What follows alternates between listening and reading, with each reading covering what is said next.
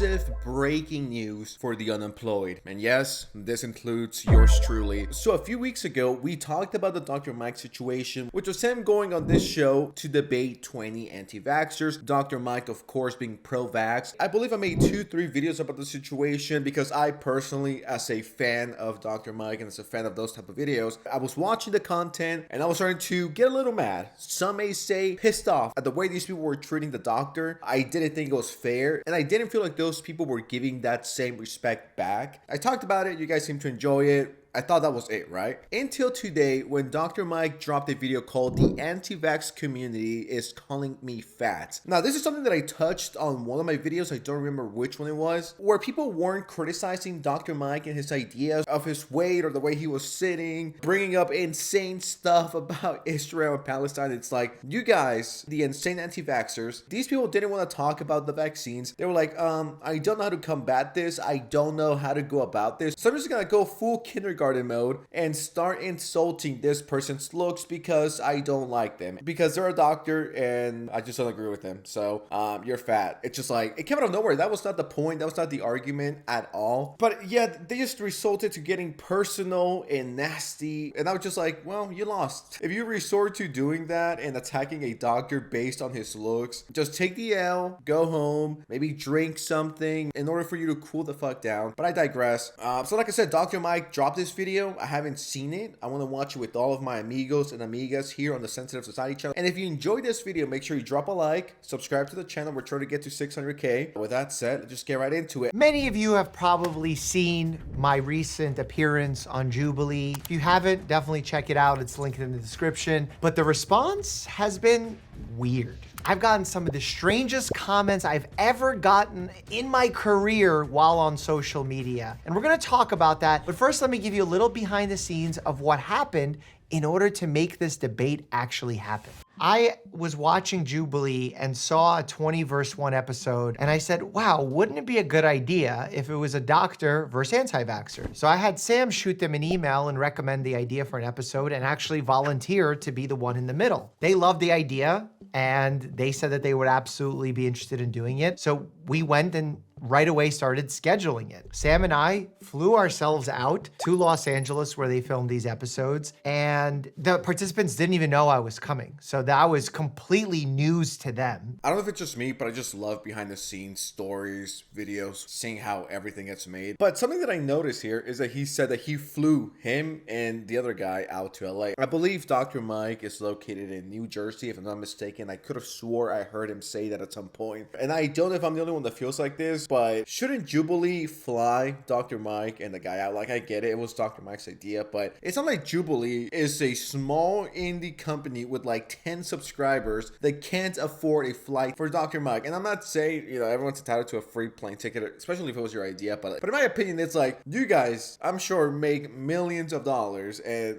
I'm pitching the idea. It's gonna go on your channel. It's gonna go crazy viral. The Dr. Mike 20v1 has what, close to 10 million views. That's thousands and thousands of dollars that they made from that, and they couldn't fly Dr. Mike out. I know that's a small thing, super pity, but at least in my opinion, wouldn't it be right for the company to fly Dr. Mike out? I mean, that's what they usually do, right? These big companies, when they're like, yeah, you know, we would love for you to come, be in our video, debate, do all of this fun stuff, you would expect the company to pay for the flight, but I guess not. Now, am I saying that that makes them a horrible, disgusting company? No, I think what makes them disgusting is the fact that they copyright claim videos and then they don't let them go and they steal all of your revenue. I think that's disgusting. But just something that I heard, and I was just like, what do you mean you had to pay your own money and put your own time into this? Shouldn't they be the ones paying for your flight? Like, I know they're both rich, but still, I'm coming onto your channel to put out a viral video. The least you could do is provide a free plane ride. I don't know, maybe that's just the inner cheapskate in me, but it's just like, just fucking pay, all right? Just pay for the flight, give him first class. He's gonna come on your show, make you thousands. You're gonna make that money back. I guess a channel with 10 million subscribers, it's an up and coming small company that can't do that. And Dr. Mike put his own money into being there, put his time, I believe he said 2, 3, 4 hours, and then debated idiots. I don't know, maybe Dr. Mike got a share of whatever the video made. I think that would be pretty fair, right? 50-50, if not 60-40, and 60 leaning towards Dr. Mike because he made that video. But that's just my opinion from a businessman. Call me Business Society, all right? And a little suit on.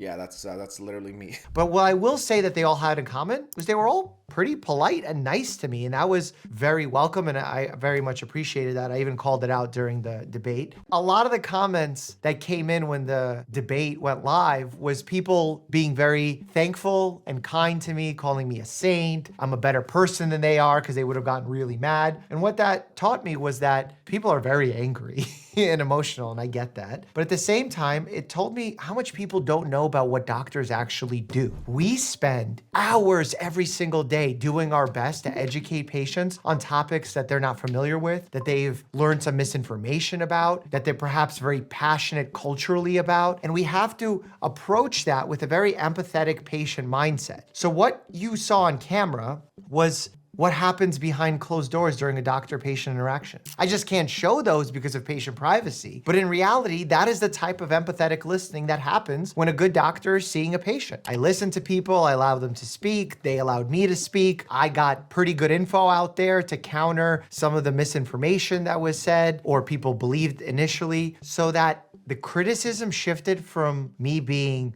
a pharma shill, me being indoctrinated, to that my posture was bad. Yeah, that is true. Me and a lot of the people that watch that video, we're not doctors, all right? Some of us just do normal jobs. Some of us make content. Of course, there's some doctors who watch that video, but for the most part, not everyone's a doctor, and we don't see the everyday schedule. And like Dr. Mike said, the patience you gotta have with people, because you get to see all sorts of people when you work in the medical field. And not to use anyone else for an example, but I'm just gonna speak for myself. I'm not a doctor, right? I've said that a million times. You know, shout out to doctors. I just couldn't do it.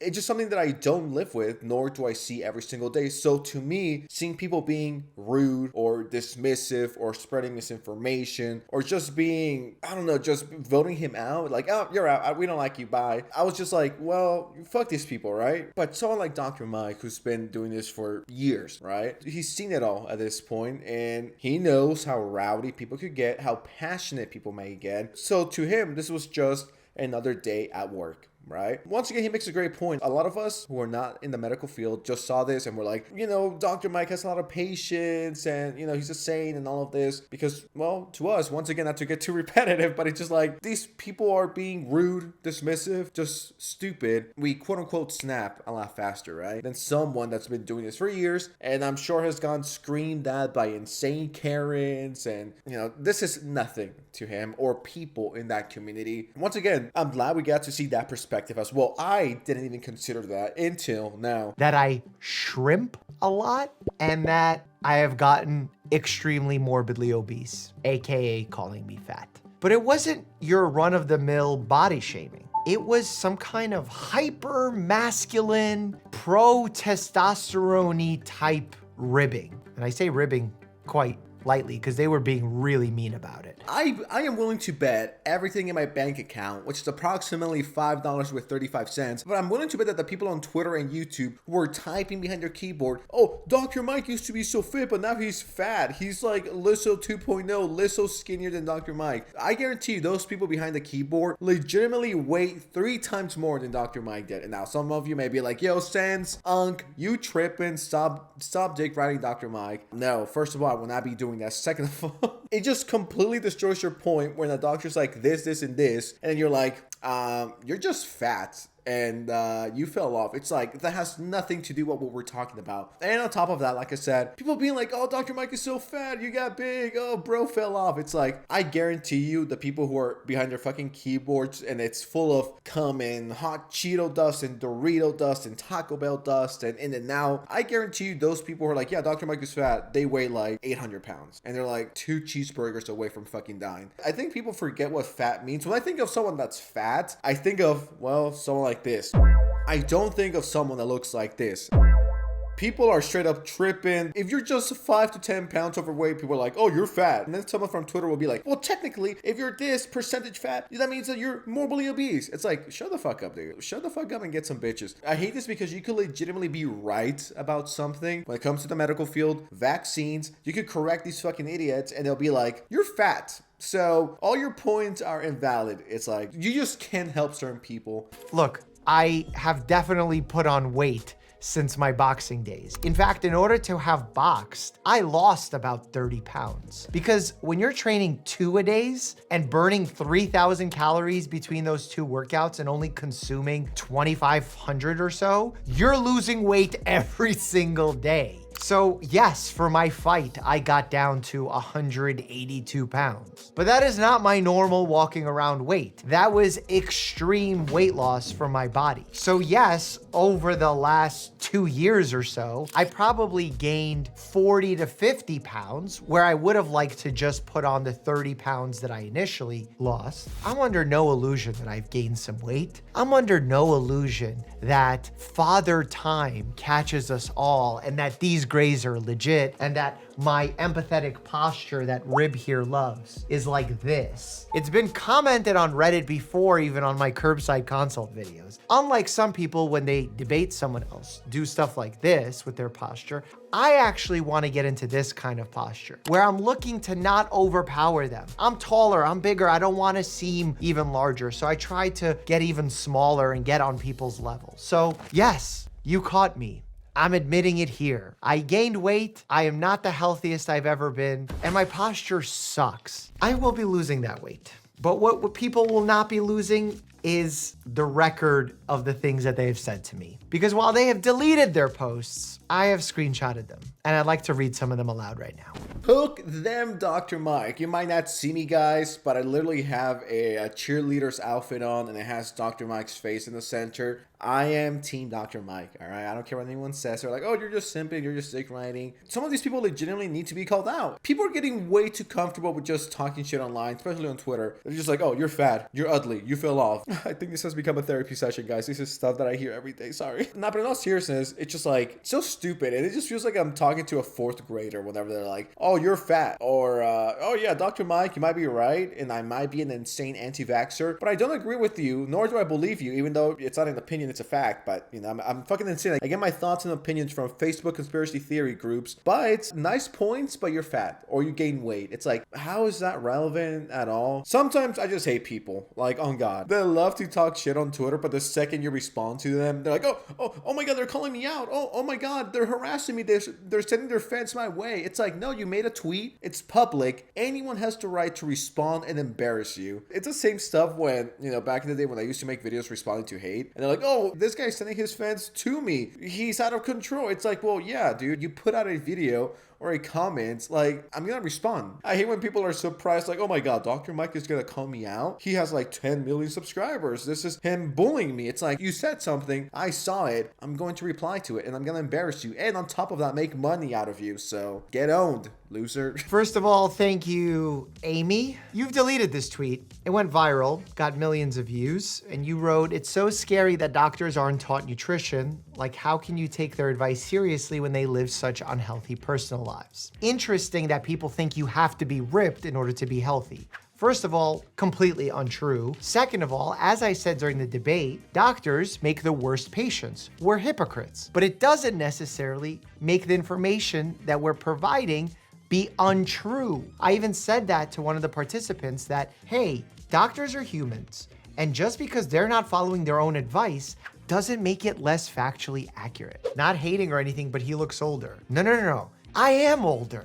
I've been on YouTube for almost a decade. That's facts, not opinions. And these gray hairs are because of you. Doc, you on a weight gaining process? Yeah, I'm bulking. It's not summer yet. Remember, that was 3 months ago. I could be ripped right now. I'm not, but I could be. He's at least 20% body fat, that's fat. Well, like, look, when we did our BMI video, I was talking about how DEXA scans are really accurate for measuring body fat, body impedance meters, you could use a caliper, but the worst one is getting your body fat measurement done via Twitter by a comment of a named Michael Drugan. Oh, who the fuck is cooking right now because the kitchen is on fire? Deserved. I did not know Dr. Mike had the dog in him like that. I mean, who are these fucking Twitter idiots who are now certified doctors and they could be like, oh, you have a 20% body fat based on one picture, one fucking picture? Are all of your pictures fucking perfect? Like, no, it was one picture or one video. That does not represent how you look overall. I love these Twitter doctors right here, guys. guys. According to this picture, you have 20% body fat. Number one, who the fuck asked? Number two, who are you? You're irrelevant. And number three, people really need to start thinking more before they tweet. I know what Twitter is. I know that Twitter is a cesspool of idiots. And I think 95% of the people who use Twitter are fucking idiots on a dying platform. Love me some internet doctors here, guys. Yeah. Oh, Rob Smith,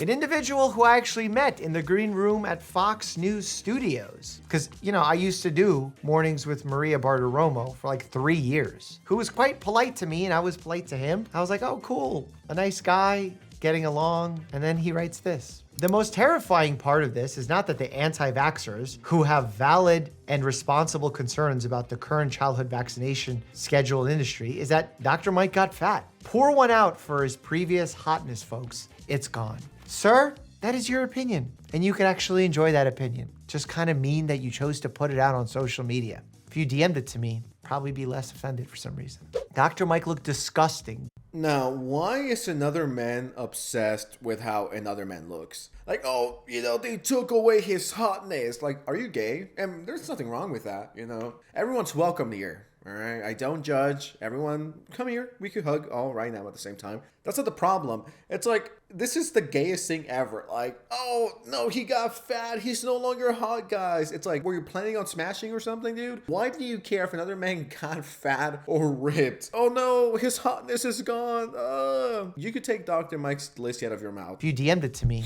probably be less offended for some reason.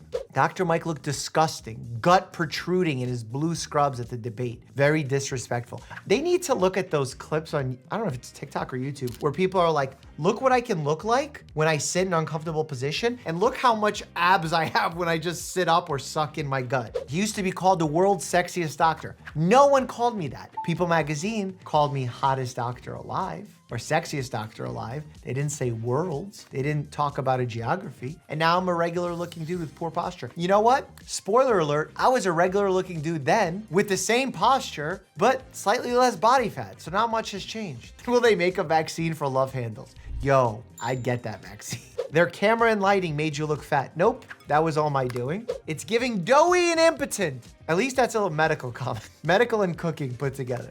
Scrubs are not forgiving. I appreciate that. And I definitely have gained some weight. And guess what? I'm gonna lose that weight. And I gotta improve my cholesterol. Now I'm doing psyllium husk, decreasing my saturated fat, just trying to be healthier overall. But you know what makes it hard to be healthy? Negative comments online. That's the unfortunate reality. According to gay Twitter, he's a whale. Is that like a bear, but more buoyant? I saw so many mean comments towards the participants. I'm not a fan. And it's not because I'm uppity and I don't like... You know, all respect to Dr. Mike for being able to handle this and read this, because as a content creator, I'm sure this applies to many people who are YouTubers, but when someone leaves a mean comment, it's a low-key sticks with you, like at least at first, right? You're like, oh man, that kind of sucks. And you could still see like 20 other positive comments being like, yo, I love your video, you make my day, you know, all of this other stuff. And it makes you feel good, but it doesn't stick with you as much as the mean comments are like, you're not funny, you're cringe, yada yada yada yada yada, you're fat or whatever. Not to sound like a baby, but it's like, yeah, I mean, no one likes to hear that. Like, it sucks out. You know, I've been doing YouTube for a while now. I don't really care what people say. Yeah, I mean, it's not fun. It's not like I'm like, yo, I can't wait to read the comment section and be told that I fucking suck. It's like, you know, no one likes to hear that. But, you know, just a reality of things. It's so easy to just type out a comment and be like, you fucking suck, and then just go along your way. But, you know, it is what it is. I personally would have handled this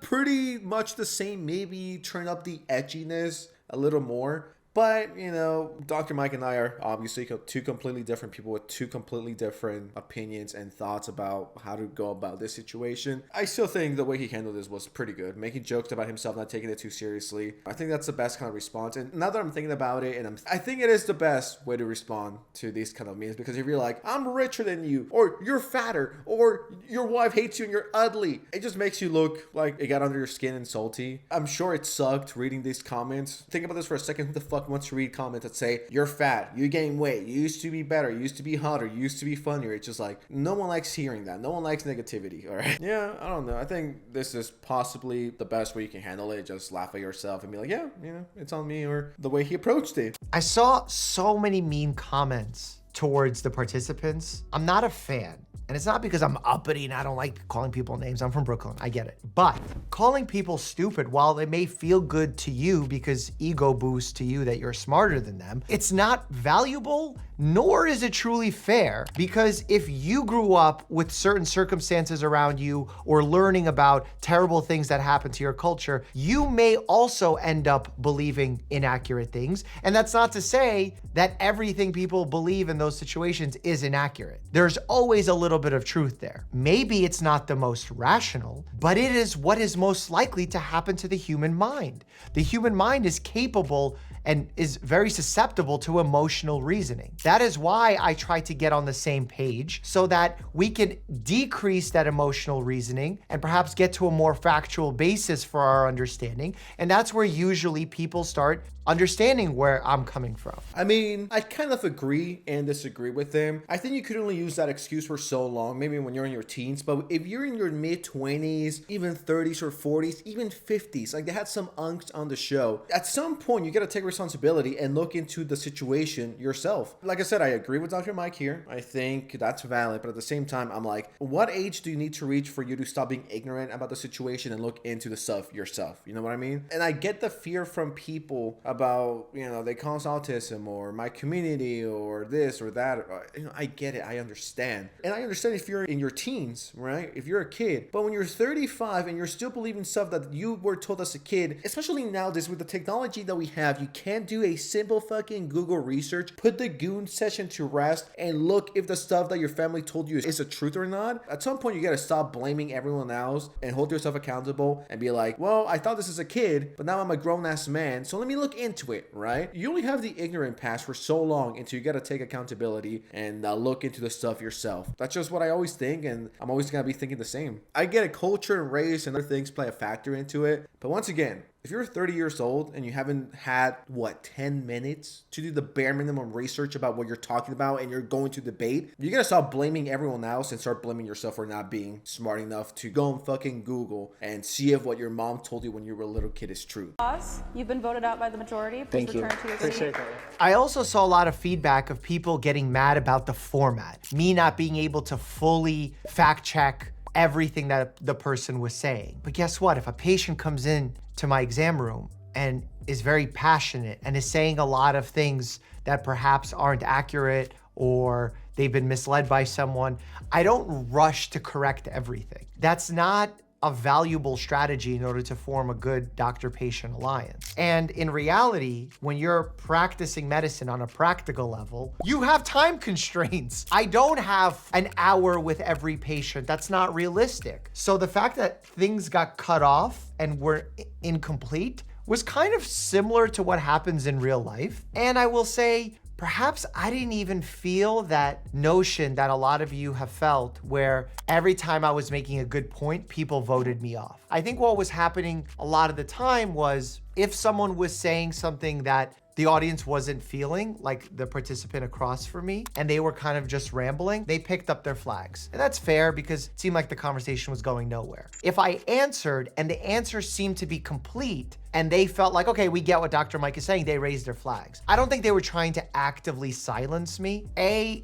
don't think they were unified enough to have organized that. And B, I think that they were there in enough good faith that they wanted to hear me talk. All that to say, I'm not defending the fact that I've gained some weight, that my posture is not great, but please, for God's sake, stop body shaming people. When it comes to the whole argument of voting him out, not voting him out, doing this, doing that, he was there. He has a different perspective. The way it came across on camera, or maybe the way it was edited, at least to me, and please correct me if I'm wrong, you guys know me, I never claim to be 100% right about every situation. At some points, they come across as if he was getting a point across, and people were like, we don't want to hear that. Now, that's just my perspective, and I think a lot of people feel the same way. Once again, I don't agree with him 100% of the time in this situation. I don't know. I think it just comes down to different opinions and different perspectives. I thought the participants, some of them, not all of them, but some of them were rude. They were not showing the same amount of respect. They just wanted to be there for the free therapy session. But yeah, I don't know. That's just my perspective. That's just the vibes that I got. And I think I'm not alone in that. I mean, once again, you can just go through the Jollibee video and look at those comments. There's thousands of people who are like, why do they keep cutting him off? I don't know. know, maybe it was different for the 3-4 hours that they were filming versus the 1 hour we got. Maybe that's the case. But to me, it just came across as rude and not showing the same respect Dr. Mike was giving the people. Those people were not giving the same respect that Dr. Mike was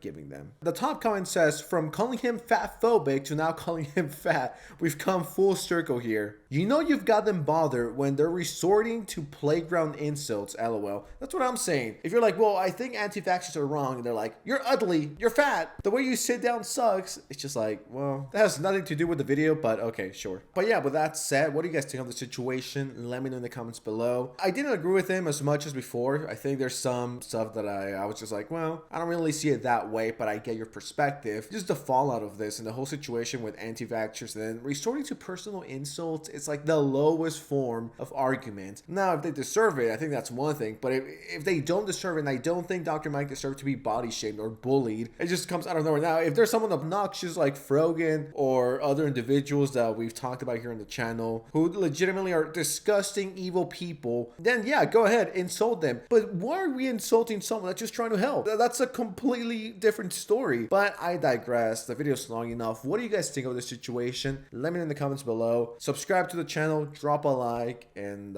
yeah, Dr. Mike the GOAT. I'm out. Bye.